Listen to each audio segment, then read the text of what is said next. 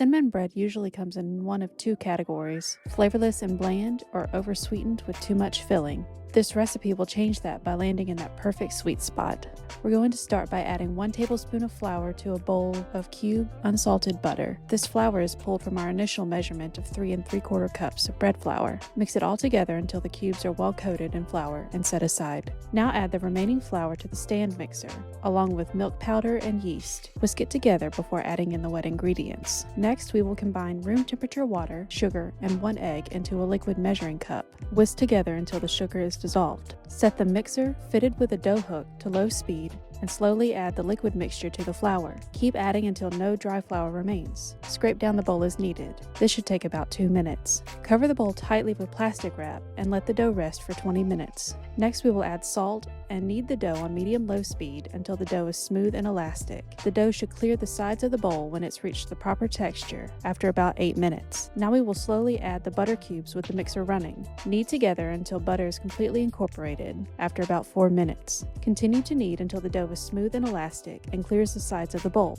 This should take about 3 to 5 minutes. Now we can transfer the dough to a greased bowl or container. Spray your spatula so you can fold the dough over itself until the seams are tucked under the ball. Cover the bowl tightly with plastic wrap and allow the dough to rise for 1.5 to 2 hours. While the dough is rising, we can make our cinnamon filling. To make the filling, we are going to mix together confectioner's sugar, ground cinnamon, salt, and vanilla extract. Mix together until all the ingredients are well incorporated. After the dough has risen, it'll have a lot of trapped air inside it. We need to punch these pockets down, lightly flour the top of the dough, and then gently punch down with your hands. To begin shaping the bread, we will start by flouring our work surface and turning the dough onto the table. Flour the edge of your knife to help prevent sticking, then divide the dough in half. Shaping starts by turning the rough half dough pieces into dough balls. From here, we can use our rolling pin to flatten the dough out into a rectangle. We are looking for an 18-inch by 7-inch rectangle. Evenly coat the rectangle with the dry filling and mist with water until the surface looks speckled. Now we'll roll the rectangle along the short side to form a cylinder.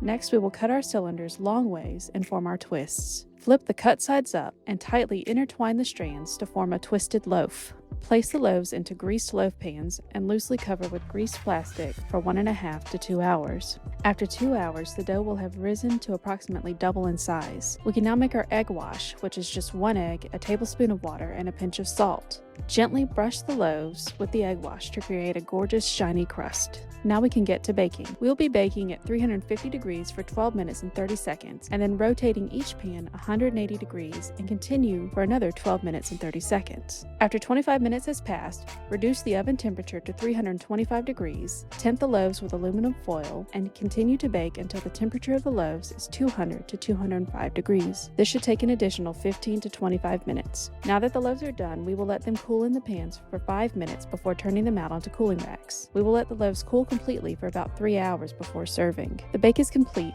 but it's nice to add a little something extra to finish it off. To make a simple icing, all you need is 2 cups of confectioner's sugar and 4 tablespoons of milk. Mix until fully combined and drizzly. Drizzle your loaves to your heart's content. So that's it. Only 40 steps later and you have cinnamon bread. Don't be afraid to try and fail a few times before you get this one right. A lot of baking takes time, patience, and practice. Please don't hesitate to reach out in the comments section if you run into any trouble with your bake.